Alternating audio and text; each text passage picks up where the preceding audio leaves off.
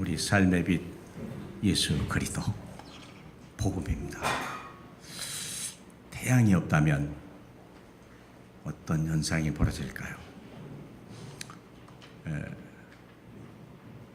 물질로 이루어진 태양이지만 태양의 질량과 열량은 창세 이후로 변함이 없습니다. 하나님의 손에 자연인데도 불구하고 하나님의 말씀에 붙잡혀 버리면 그게요 수십억 수백억 년이 돼도 변하지 않는다는 거예요. 그 실체를 우리는 보고 있지 않습니까? 그게 복음의 신비입니다.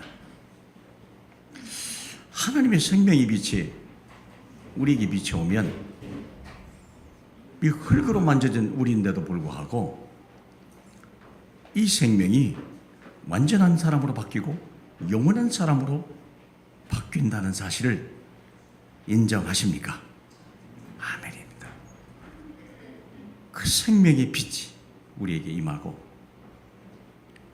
우리가 하나님의 자녀가 되고 하나님 앞에 부족함이 없는 완전한 자로 바뀐다는 거예요.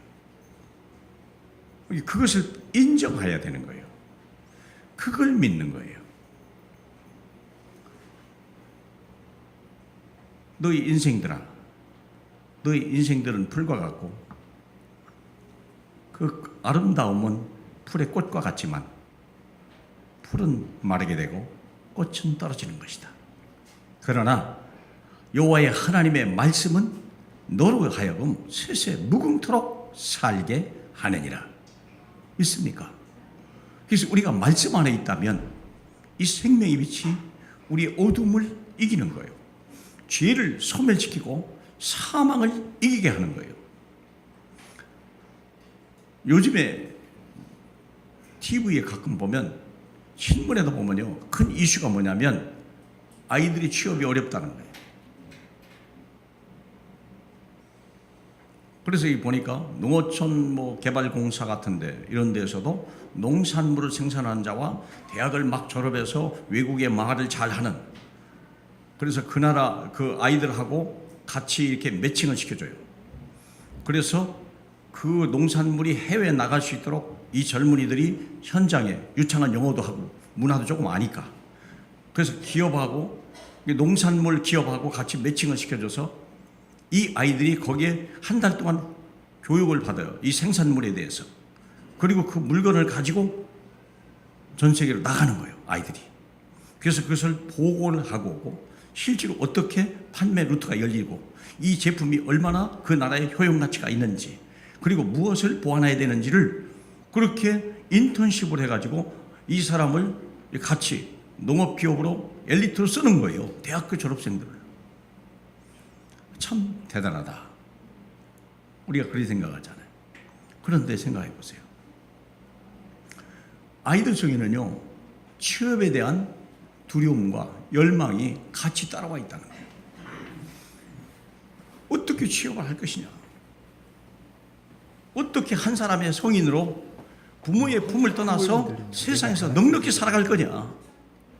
이건요 우리도 떨리는 얘기지만 본인들에게는요 엄청나게 떨리는 얘기예요. 누가 그러더구만, 아이가 세상에 나올 때 엄마가 해산에 진통을 하잖아요.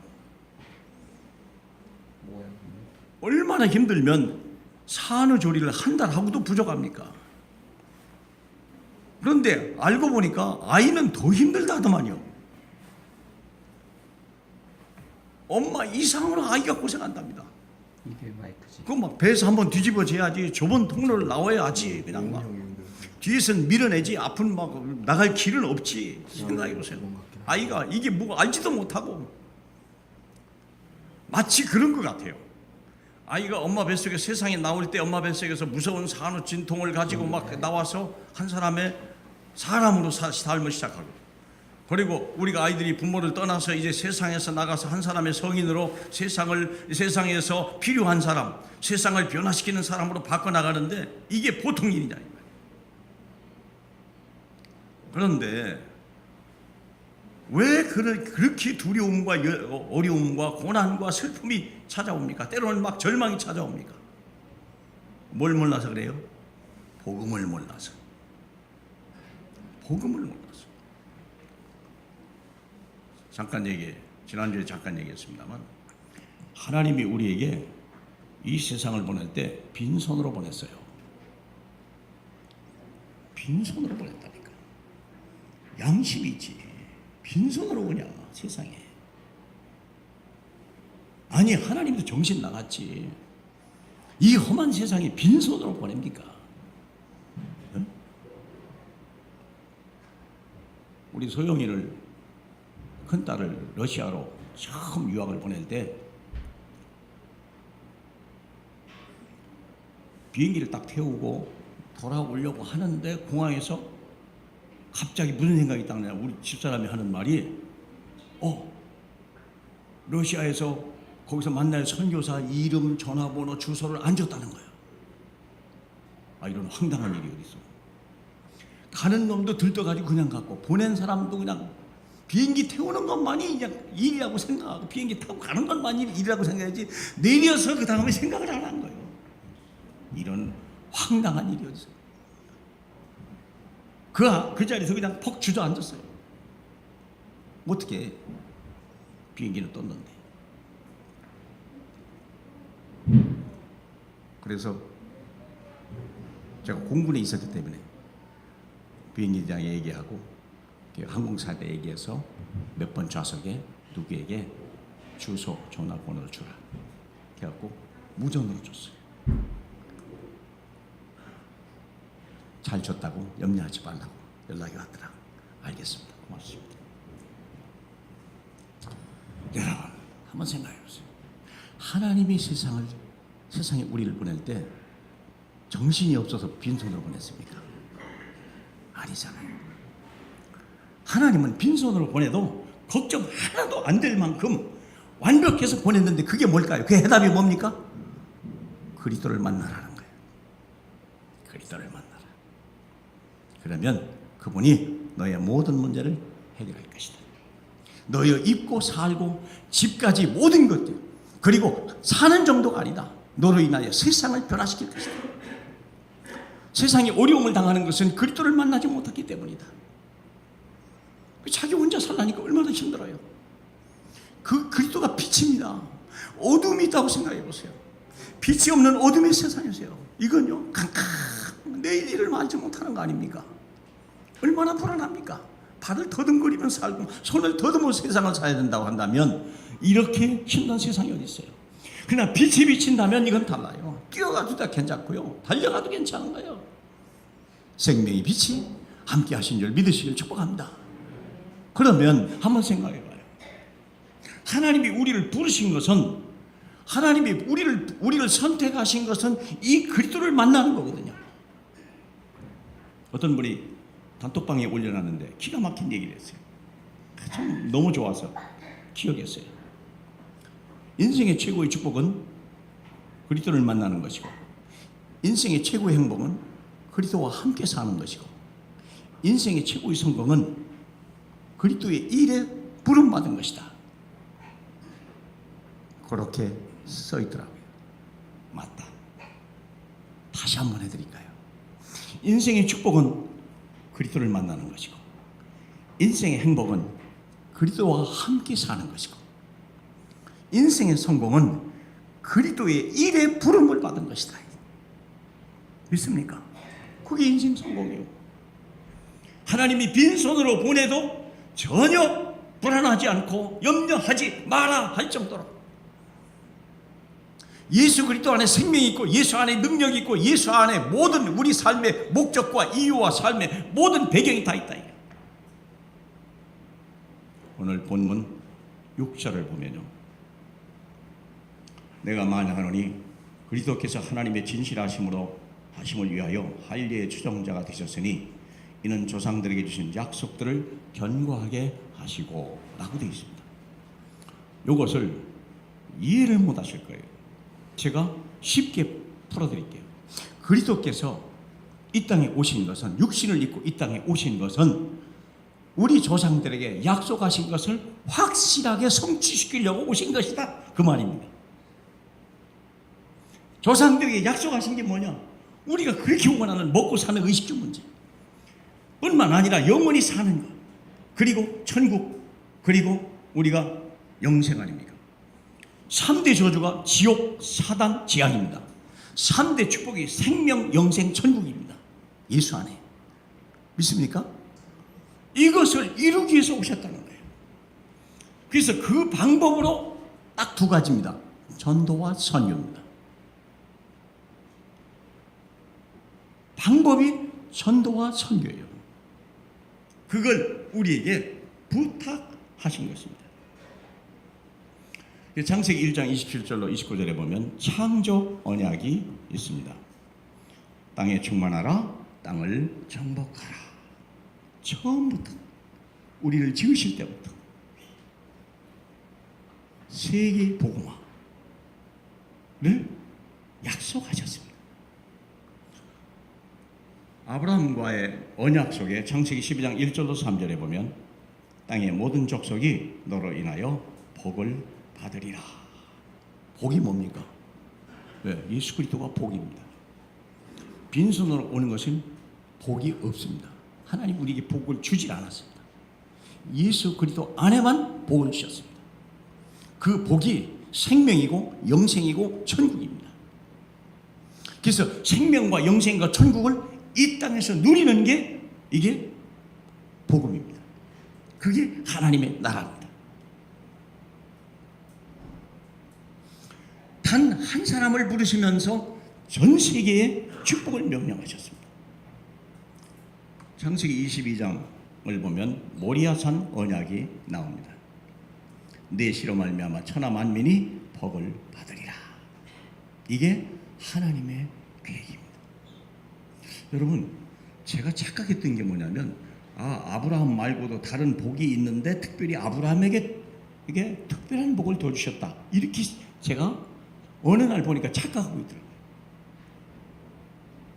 아브라함이 이 복 말고 다른 복이 있어요, 없어요? 아브라함에게 준 복 말고 다른 복이 있어요, 없어요? 없어요. 전혀 없습니다. 예수 그리스도 말고는 다른 복이 없듯이 그 예수 그리스도를 받은 사람 말고는 전혀 복 받을 사람도 없고 복을 줄 사람도 없습니다. 그래서 너는 복의 근원이요, 그렇게 성경은 기록하고 있습니다. 너로 인하여 천하 만민이 복을 받게 될 것이다. 출애굽 언약의 출애굽 19장이 나옵니다. 다 같이 한번 봐도 괜찮겠죠? 세계가 다 내게 속하였으니 너희가 내 언약을 지키면 너희는 모든 민족 중에서 내 소유가 되겠고 질상 나라가 되며 거룩한 백성이 되리라. 아멘. 우리 다른 분들도 어느 정도 아시겠습니다만은 제가 알기로 우리 김대희 장로님과 정인영 장로님은 정말 전 세계가 좁다고 사업하시고 다니셨던 분입니다. 확실합니다. 그런데 문제는 뭐냐? 전 세계를 다니셨는데 복음이 조금 희미하거나 복음이 약하면 사람이 염려, 근심, 걱정, 부담, 이게요, 불안이 떠나질 않습니다. 왜 그러냐? 될지 안 될지 모르니까. 왜 될지 안 될지 모릅니까? 약속이 없으니까. 약속이 잃어버리거든요. 확신이 없거든요. 그래서 조상들에게 주신 약속들을 견고하게 하시려고 이 땅에 오셨다고 얘기했거든요. 8절에. 그래서 이 약속이 어디까지 가냐? 하나님의 영광을 돌리게 하는데 어디까지냐? 9절에 열방 중에 그렇게 돼 있죠. 하나님이 처음부터 세계적이었다는 거예요.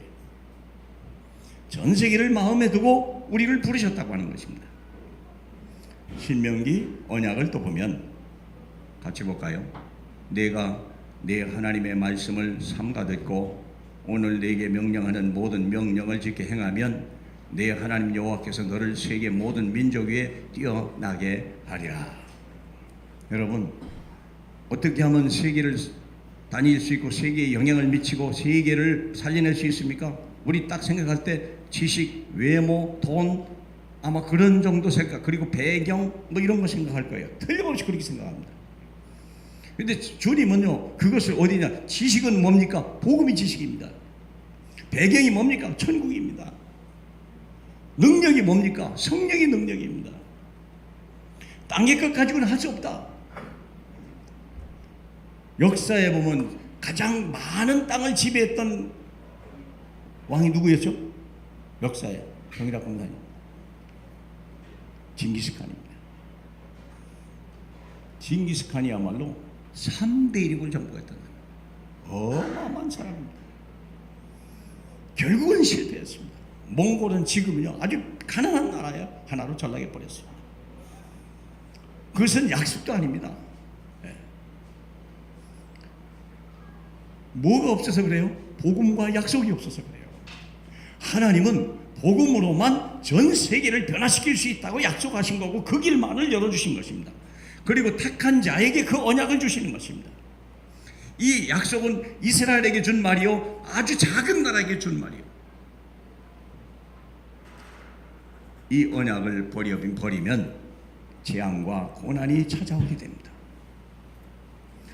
고린도후서 9장 16절에 보면 내가 복음을 전할지라도 자랑할 것이 없으면 내가 부득불 할 일임이라.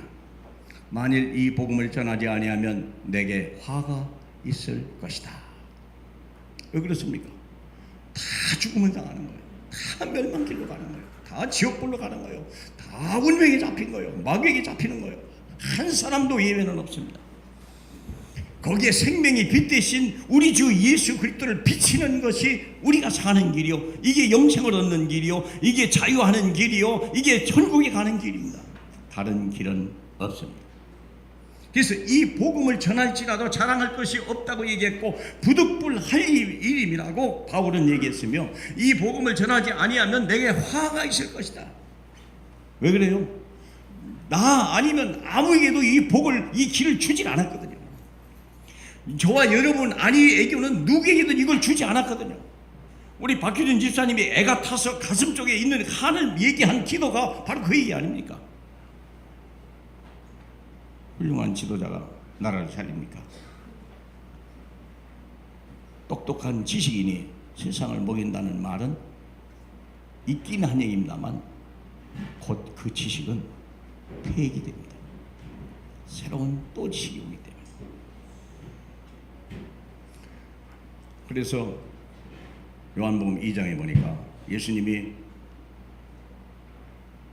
공생애를 시작하시고 나서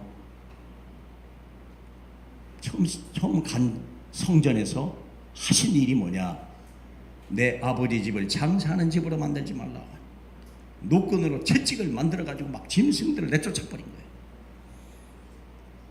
이유는 뭐냐? 그 뜰이 여인을 위한 것이요, 렘넌트를 위한 것이요, 이방인을 위한 뜰입니다. 복음을 듣기 위해서 여자들이 복음을 들어야 아이를 키우죠. 그 복음을 들은 아이들이 세계를 정복하죠. 그리고 이방인들이 그 복음을 들어야 이 땅에 하나님의 나라가 임하는데 이것을 돈 몇 푼으로 바꿔버린 거예요. 우리 주님이 성전에 처음 가서 하신 일입니다. 그래서 마태복음 24장에 내가 진실로 너희에게 이르노니 돌 하나도 돌 위에 남지 않고 다 무너지는 무서운 저주가 임한 겁니다. 대한민국이 이렇다면 어떡할까요? 솔직히 우리는 이 위기에 와 있습니다. 한번 생각하셔야 돼요. 김정은의 행복이를 이길 수 있는 방법은 훌륭한 지도자나 미국 트럼프나 시진핑, 일본 아베 라고 생각하는 정치인들은 있을 수 있습니다. 그러나 그들은 누구도 이걸 해나갈 수 있는 사람이 없습니다. 오직 복음만이 가능한 줄로 믿습니다. 정말 믿습니까? 우리가 복음 가졌기 때문에 이 복음을 가지고 있는 하는 한, 이 복음을 전해야 되겠다고 하는 가슴 뜨거운 그 하나님의 한 맺힌 우리의 외침이 있다면 하나님은 이 땅을 지켜주실 것입니다. 하나님의 소원은 복음 외에 다른 것도 없고 복음을 넘어가는 능력이 이 세상은 존재하지 않기 때문에 그렇습니다. 그래서 하나님은 이스라엘 백성이 복음을 전하지 않으니까 고난 중에 세계복음화를 한 것이, 그것이 출애굽 사건이요, 출 바벨론 사건이요, 출 블레셋 사건이요, 출 로마 사건이요. 복음을 가지고 있어도 복음을 안 전하니까 아예 로마에 속국을 집어넣고 바벨론에 포로로 보내고 아예 애굽에 노예로 보내버렸다니까. 왜 그래요? 미워서가 아니에요. 고난 속에 복음이 빛이 나니까. 위기 속에 이 복음이 얼마나 엄청난 것인지 사람들에게 나타나기 때문에. 너희는 포로 같지만 포로가 아니고 정복자요. 너희는 노예 같지만 너희는 아니다. 그들을 살리는 자요. 로마의 속국 같지만 그 로마는 너희 없으면 멸망한다는 사실을 가르쳐 주려고. 믿습니까? 복음이 소중한 거예요. 어른들이 복음이 모든 거라고 결론 내야 우리가 아이들도 보고 가는 거예요. 아직도 우리가 20년 30년 복음 들었어도 어른들이 돈이 모든 것이라고 생각하고 성공이 모든 거라고 생각하니까 아이들이 그대로 무언의 메시지로 듣는 거예요. 이게요. 돈 없어도 괜찮다. 예수는 그리스도다. 좀 부족해도 괜찮다. 예수는 그리스도다. 얘들아 힘내라. 나를 봐라. 우리가 그런 메시지를 가지고 있다면 아이들이 공부 좀 못해도, 좀 부모가 가정의 배경이 돈이 없어도, 복음 속에 돈이 있고 복음 속에 모든 최고의 지식이 있고 복음 속에 모든 게 다 있다고 우리가 정인으로 설 수만 있다면 우리의 미래는 더욱 달라질 것입니다. 저는 이 메시지를 준비하면서 이런 생각을 했어요. 하나님은 우리에게 다 걸기를 했다. 다 걸기를 한 겁니다. 자기 아들을 십자가에서 완전히 갈기갈기 찢어서 죽이면서 그 이루신 구원을 우리같이 연약하고 무정하고 이 작은 자에게 다 걸기를 한 거예요. 아브라함 하나에게 다 걸기를 하고 우리에게 다 걸기를 하고 우리 렘넌트에게 다 걸기를 한 거예요. 믿으십니까? 우리가 가진 이 복음이 얼마나 엄청난 것인지, 불 가운데 지나도 불이 우리를 사르지 못하고 물 가운데 지나도 물이 우리를 침몰치 못할 것이며, 사자굴에 들어가도 사자가 입을 닫을 수밖에 없는 이 생명의 복음. 그렇죠? 지옥과 사단과 모든 재앙과 저주를 꺾어버리고 생명과 영생과 천국으로 바꾸시는 복음. 저는 어제 그런 생각을 했어요. 연말이 가까우니까 죽음이라는 단어가 또 떠오르더라고요. 제 평생에 제일 두려운 것이 죽음이었어요. 어릴 때 저는 사망의 영이 잡혀가지고요, 너무 힘든 젊은 날을 보냈어요. 나는 벌건 대낮에도 불구하고 중학교 다닐 때 특별히 더 기억이 많이 나요. 중학교 다닐 때요, 나는 늘 관 속에 누워 있었어요. 밝은 대낮에. 그러니까 밝은 대낮에 막 숨이 안 쉬어지는 거예요. 나중에 알고 보니까 공황장애 더구만요. 그게. 밝은 대낮에 젊은 아이가 힘차게 걸어가면서 숨을 못 쉬는 거예요. 막 이게. 왜? 내가 다 덮여있는 관 속에 누워있다고 생각해요. 숨이 안 쉬어지더라니까. 어제 그 생각을 했어요. 그래, 내게 이미 복음이 와 있고 나는 영생 천국이 와 있기 때문에 죽음도 영원 속의 한 경점에 불과하다. 나를 계속 묵상하고 또 확인하고, 내게 죽음은 천국에 들어가는 위대한 문이요, 다음 세계로 가는 위대한 변환점에 불과하다. 믿습니까? 복음이 저를 그렇게 담대하게 만들어갔어요. 자, 그것이 예수께서 이 땅에 오신 이유입니다. 그렇다면 두 번째, 우리는 무엇을 하면 전도와 선교는 천명이다 하는 말입니다. 9절에 보면 이방인들도 그 국민하심으로 말미암아 하나님께 영광을 돌리게 하는 것이 하나님의 두 번째 뜻입니다. 첫 번째 뜻은 우리에게 하나님의 약속을 확실히 견고하기 위해서 오셨다고 그랬고, 두 번째는 9절은 이 하나님의 은혜를 이방인들에게도 그대로 돌리고 영광을 돌리게 한 것이다. 다시 말하면 전도와 선교입니다. 오늘 딱 눈을 딱 뜨는데 카톡에 어떤 분이 제게 카톡을 보내는데 이렇게 써 있었어요. 그리스도가 없는 가슴마다 선교지요, 그리스도가 있는 가슴마다 선교사다. 얼마나 마음이 힘이 되는 말씀이든지요. 그리스도가 없는 가슴은 선교지요, 그리스도가 있는 가슴들은 선교사다.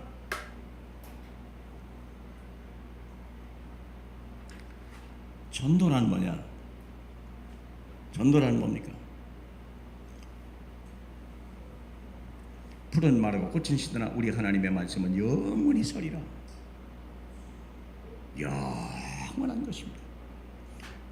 세상에서 얻는 것은 다 부분적이고 지나가는 것이고 다 이 빛과 어둠이 같이 교차되는 것입니다. 세상 건 다 그렇습니다. 다 회전하는 그림자에 있습니다. 세상 건 그렇습니다. 그래서 하나님이 세상 것을 주기를 원하지 않는 거예요. 너는 신과 같은 존재요, 하나님의 말씀을 가진 자는 너희는 신이다. 그러므로 너희는 영원한 것을 취하라. 그리고 완전한 것을 내가 너에게 주겠다. 그게 그리스도, 그게 하나님 나라, 그게 성령의 충만입니다. 믿습니까?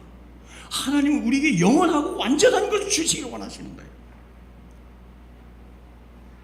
그래서 풀은 마르고 꽃은 시들지만 하나님의 말씀 속에 있으라.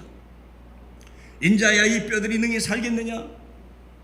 이미 백골이 돼버린 그 뼈를 향하여서 우리 주님이 물어보는 거예요. 그 뼈에 대해 하나님의 말씀을 대하노라.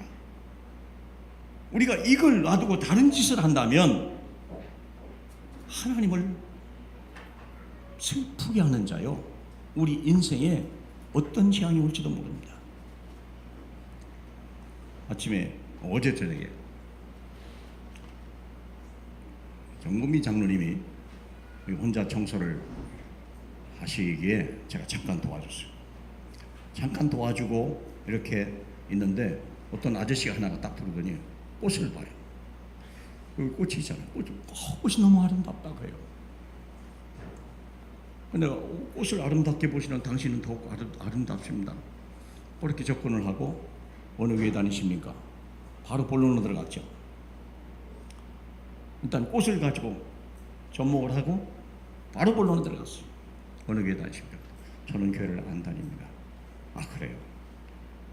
예수 믿으시면 영생 얻고 천국 가고 우리가 하나님의 자녀로 이 땅에서 행복합니다. 그랬더니 그분이 대뜸하는 말이, 선생님 무병을 아십니까? 알죠? 그것은 하나님이 아는 다른 종교를 가지고 있으면 나중에 무병이 옵니다. 그랬더니 다른 종교가 없던데요. 다른 종교가 없어도 고사 제사 지내면 그거 또 하나의 종교입니다. 아 그래요? 그랬군요. 그런데 죽은 자도 혹시 살 수 있습니까? 육체 있는 동안만 구원을 얻을 수 있는 자격이었고 그 후에는 늦었습니다. 아 그래요? 그러면 길이 없군요. 그 남자가 그래요. 뭔지 모르지만 아내가 그런지 부모가 그랬는지 무병이 있었다 그래요. 무병이 있다는 말은 그 집안에 이게 이미 내림굿 배경이 있다는 뜻이거든요. 근데 그분이 이미 죽은 거예요. 그래서 내가 복음을 전해, 주보 딱 뒤집어져가지고 복음을 딱 전했어요. 이걸 가지고 이분에게 좀 더 진짜 확실한 복음을 전해야겠다. 이걸 설명을 해줬어요. 그래서 마지막 영접하려고 하니까 이분이 뭐라고 하는지 아세요? 아 아저씨 좋긴 좋은데요, 내가 지금 차를 길에다가 세워놔가지고요, 지금 마음이 불안하니까 다음에 오겠습니다. 이거 내가 가지고 가면 안 되겠습니까? 막 들고 뛰는 거예요. 마귀 새끼가 그걸 알고 갑자기 차 세우는 게 불안하게 마음을 집어넣어가지고 복음을 못 듣게. 그러면서 제가 생각이 난 게, 야 빨리 복음 전해야 되겠다. 참 얼마나 불행한 가문입니까? 그 한 사람 얘기입니까? 아니요, 그 가문 전체에 지금 엄청난 재앙이 와 있는 거예요. 이분이 계속 숨을 쉬면서요, 한숨을 끊이질 않아요. 얼마나 마음이 근심이 많은지. 인자야 이 뼈들이 능히 살 수 있겠느냐? 아멘입니다. 이게 전도입니다. 그리스도의 복음을 선포하면 그렇습니다. 이 강물이 이르는 곳마다 번성하고 그 흘러내리는 물로 바다의 물이 되살아나리라. 이게 전도입니다. 하나님의 은혜의 강물이 막 쏟아져 오는 거예요. 그게 하나님의 축복이요. 이게 전도입니다. 너희가 알지 못하느냐? 내가 반드시 광야의 길을 사막의 강을 내리라. 내가 택한 자로 하여금 마시게 할 것이다. 이 엄청난 사역에 우리가 부름을 받았습니다. 다른 사람은 할 수가 없습니다. 다른 사람에게 그걸 부탁한 적도 없고 그렇게 주님이 보내신 적도 없습니다. 하나님은 저와 여러분에게 이것을 허락하신 것입니다. 두 번째, 선교란 뭐냐? 이사야 52장 7절에 좋은 소식을 전하며 평화를 공포하며 복된 소식을 가져오며 구원을 공포하며 시온을 향하여 이르기를 네 하나님이 통치하신다 하는 자의 산을 넘는 발이 어찌 그리 아름다운가. 산을 넘는, 하나님이 통치하신다. 염려하지 마라. 두려워하지 마라. 하나님이 너희의 생명의 주인이 되고 너희의 인생의 길이 되느니라. 염려하지 마라. 하나님은 너희에게 모든 걸 다 예배하고 불렀느니라. 염려하지 마라. 그리고 산을 넘는 자의, 산이라는 게 뭡니까? 그때 당시 산은요, 문화권을 넘어가는 게 산입니다. 피레네 산맥을 넘어가거나 우랄 산맥을 넘어가거나 이게 마지노 산맥을 넘어가거나 한 산맥에 의해서, 대량에 의해서 한 문화권이 형성되는 거 알잖아요. 이게 선교입니다. 그들에게도 이 복음을 전하라 그 말입니다. 이사야 60장 1절로 22절 일어나 빛을 발하라. 나라들은 내 빛으로 왕들은 비치는 내 광명으로 나오리라. 요셉이 이 사명을 가지고 애굽에 갔고 바울이 이 사명을 가지고 바로 앞에 갔던 것입니다.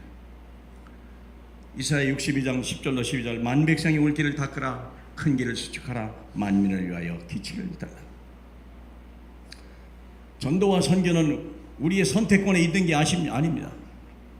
이것은 하나님의 절대적인 명령이요, 거기에다가 모든 하나님이 다 걸기를 했고 거기에 먼저 나라와 의를 구하는 자에게 모든 걸 다 주겠다고 주님은 다 걸기를 약속하신 것입니다.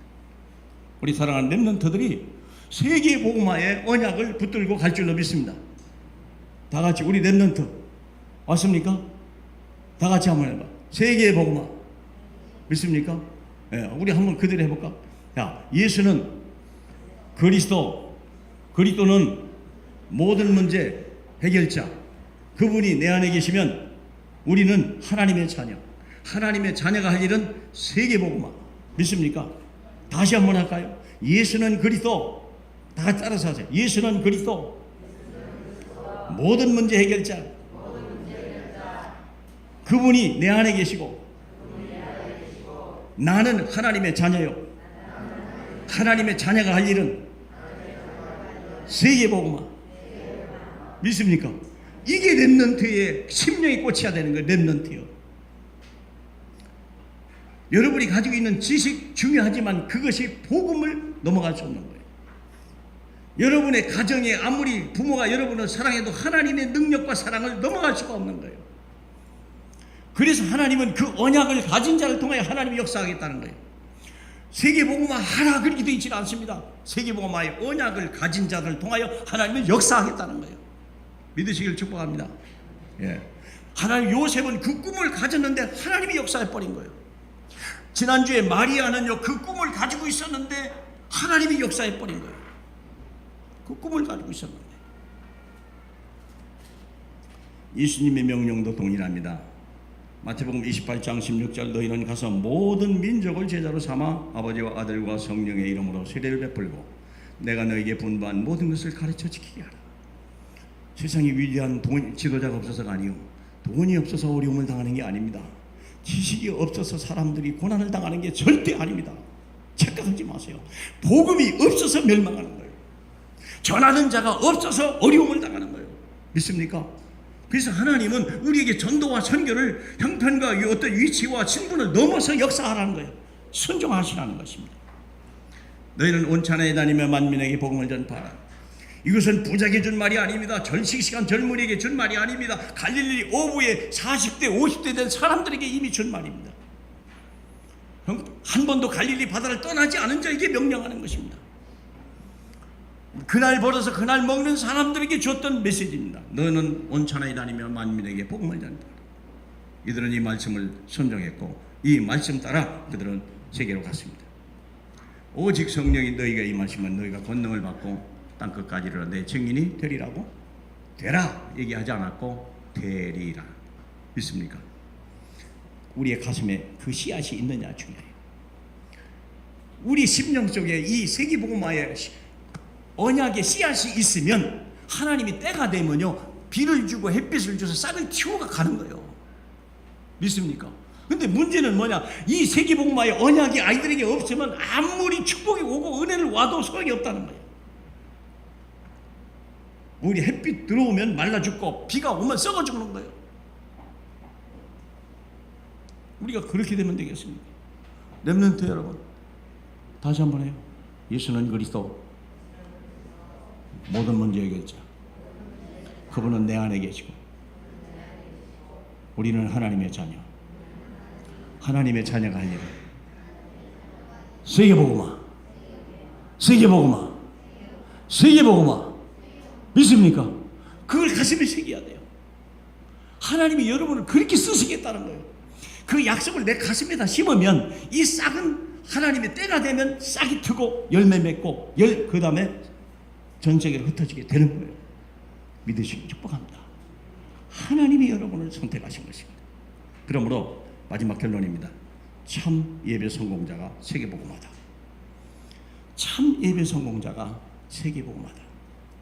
창조 원리입니다. 사람이 떡으로만 사는 것이 아니요 여호와의 입에서 나오는 모든 말씀으로 사는 줄을 내가 알게 하리 하십니다. 이게 창조 원리입니다. 사람은 떡 가지고 아닙니다. 말씀으로 사는 것입니다. 그래서 재창조의 원리는 뭐냐? 바울이 온 이태를 자기 셋집에 머물면서 자기에게 오는 사람들을 다 영접하고 하나님의 나라를 전파하며 주 예수 그리스도에 관한 모든 것을 담대하게 거침없이 가르치니라. 요게 바울이 가지고 있었던 마지막 전도 시스템입니다. 셋집을 얻어가지고 2해 동안에 자기에게 오는 사람을 다 영접하고 하나님 나라를 전파했다는 거예요. 여러분의 가문에, 가정에 이 일이 새해 이루어져야 되고, 여러분의 직장에 이 일이 이루어져야 되겠고, 여러분의 지역에 이 일이 내년에 이루어지기를 소망합니다. 저희는 또 그렇게 계획을 가지고 다음 주에 우리 기관장 간담회에 임할 것입니다. 우리 조 목사님이 많이 준비했어요. 과연 우리 교회가 어떻게 하면 경제적인 그런 고민 이런 거 안 하고 교인이 주은혜 나 만내 뭐 그런 걸 떠나서 이 교회는 성장할 수밖에 없고 하나님이 축복할 수밖에 없다는 시스템을 만들어 가자는 거예요. 한 분도 도망가시는 법이 없고 이게 비겁하신 분이 없고 부끄러워하시는 분이 없기를 바라고 하나님이 하시는 일에 순종하실 줄 믿어서 이 말씀을 드립니다. 기도하겠습니다. 하나님 감사합니다. 하나님의 마음은 열방입니다. 그러나 그 시작은 바로 연약한 우리로부터 시작되는 걸 감사합니다. 우리를 버리지 아니하시고 우리를 통하여 주님의 마음을 시원하게 해드리는 저희와 우리 렘넌트들에게 꼭 축복하시는 2018년으로 하나님 인도하여 주시옵소서. 감사와 영광을 주님 앞에 드리며 살아계신 예수님 이름으로 기도하옵나이다. 아멘.